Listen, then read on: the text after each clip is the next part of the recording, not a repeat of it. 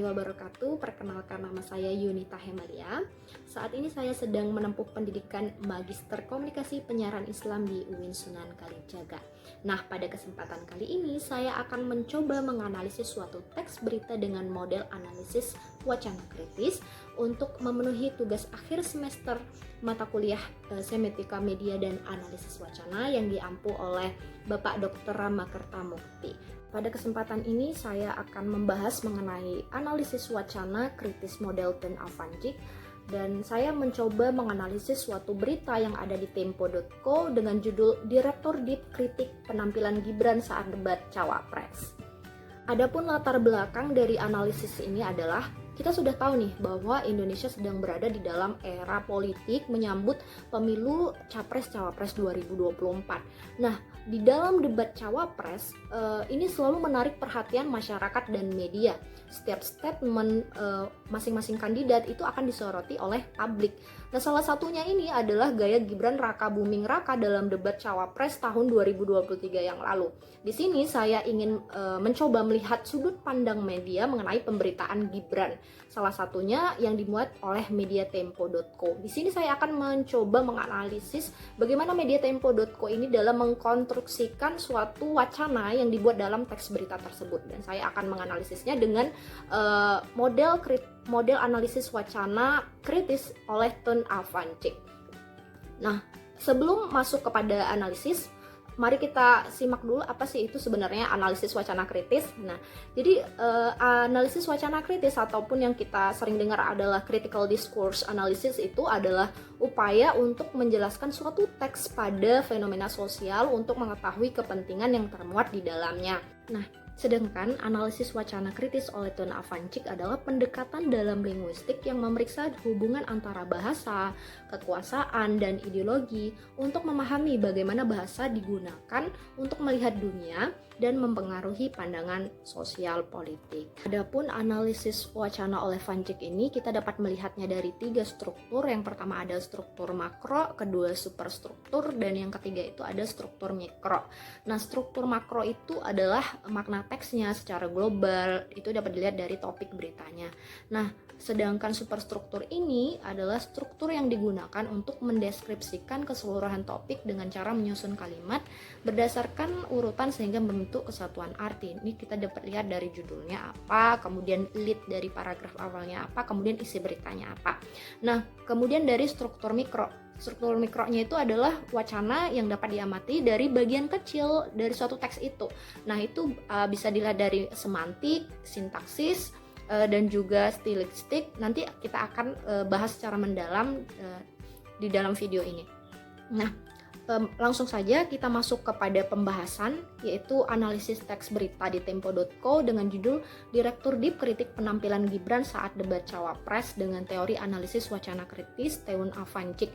Nah, saya melakukan ini untuk melihat konteks wacana berita politik yang ingin dikonstruksikan oleh tempo.co seperti yang saya katakan sebelumnya.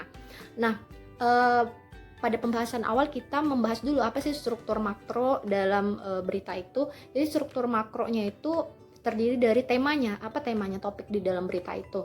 Nah, di dalam berita di tempo.co ini mengangkat tema berfokus pada kritik Direktur DIP yaitu Neni terhadap penampilan Gibran dalam debat Cawapres. Selanjutnya yaitu superstruktur, kita mau melihat nih alur berita ini mau dibawa kemana gitu. Nah, di dalam alur ini terdapat 2 komponen ataupun elemen. Yang pertama summary yaitu ringkasan inti yang terdiri dari judul dan lead, dan yang kemudian itu ada story isi beritanya apa. Nah, di dalam summary yang pertama adalah judul berita. Di judul berita ini Tempo mengangkat judul Direktur DIP kritik penampilan Gibran saat debat Cawapres. Nah, dari judul yang diberikan tempo.co ini mencerminkan keseluruhan isi berita, yaitu kritikan Direktur DIP Indonesia pada penampilan debat Cawapres. Nah, kata kritik mengundang pembaca untuk melihat keseluruhan isi berita dan mempertanyakan apa aja sih kesalahan Gibran dalam debat Cawapres sehingga Direktur DIP mengkritik penampilan Gibran. Nah, pada lead berita yang itu ada di paragraf pertama, yaitu adalah lead menguraikan judul berita dengan memfokuskan poin utama berita kepada kritik Neni Nurhayati terhadap pertanyaan Gibran tentang State of Global Islamic Economy atau SJIE dalam debat Cawapres pada 22 Desember 2023 yang lalu. Nah, selanjutnya yaitu story ataupun isi berita di dalam berita Tempo itu adalah Neni Nurhayati, Direktur DIP Indonesia, mengkritik tajam Cawapres Gibran Rakabuming Raka terkait pertanyaannya dalam debat Cawapres. Ia menilai pertanyaan singkatan SGIE ini sebagai jebakan yang sulit dimengerti, dan ini menyoroti bahwa debat seharusnya memperdalam gagasan bukan malah menjatuhkan kandidat. Neni menekankan sikap teladan dan saling menghargai dalam debat Cawapres. Selanjutnya yaitu kita akan menganalisis mengenai struktur mikro, yaitu adalah semantik. Semantik terdiri dari latar, maksud, dan detail di dalam berita. Nah, kita dapat mengetahui bahwa latar yang ada di dalam berita itu adalah latar pembahasannya adalah debat Cawapres pada 22 Desember 2023 dan pertanyaan Gibran mengenai State of Global Islamic Economy ataupun yang disingkat dengan SGIE. Latar belakang ini memberikan konteks untuk kritik yang dilontarkan oleh Neni Nurhayati terhadap pertanyaan Gibran. Nah, maksud dari berita ini adalah secara eksplisit ataupun secara langsung berita ini adalah untuk menyampaikan kritik Neni Nurhayati terhadap penampilan Gibran dalam debat Cawapres dan menyoroti pentingnya etika dan sikap dalam debat politik. Nah, selanjutnya detail berita kita dapat melihat dari pada pernyataan Neni, yaitu terlihat gestur yang ketika menjawab mendiskreditkan kandidat lain. Detail ini memperkuat argumen kritikan Neni kepada Gibran. Nah, selanjutnya adalah struktur mikro pada elemen sintaksis. Nah, pada sintaksis ini kita akan membahas tentang koherensi, bentuk kalimat, dan kata ganti. Nah, yang pertama adalah koherensi. Nah, koherensi ini dapat ditampilkan dalam hubungan sebab akibat. Nah, teks ini di dalam berita itu memiliki koherensi, diawali dengan kritik terhadap pertanyaan Gibran dalam debat dan dilanjutkan dengan penjelasan Neni tentang mengapa pertanyaan Gibran itu dianggap tidak jelas gitu. Jadi selanjutnya itu ada bentuk kalimat dan kata ganti.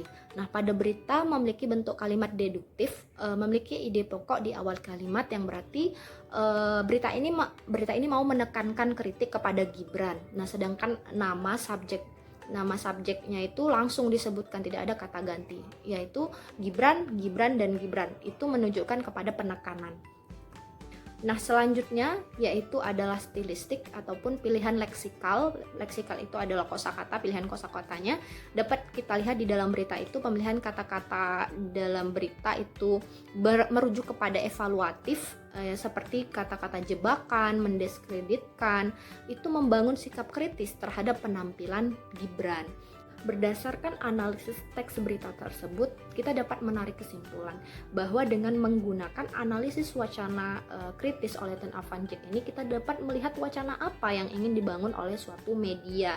Nah, dari analisis tersebut dapat disimpulkan bahwa media Tempo.co memaparkan kritik Neni Nurhayati, Direktur DIP Indonesia, untuk melakukan sindiran kepada strategi debat Gibran yang menggunakan istilah singkatan dalam debat Cawapres yang lalu sehingga terkesan Gibran ingin menjatuhkan kandidat lawan. Nah, sekian analisis dari saya mengenai analisis wacana kritis model Ten Avancik. Semoga bermanfaat untuk kita semua. Mohon maaf atas segala salah. Sekian dan terima kasih. Wassalamualaikum warahmatullahi wabarakatuh.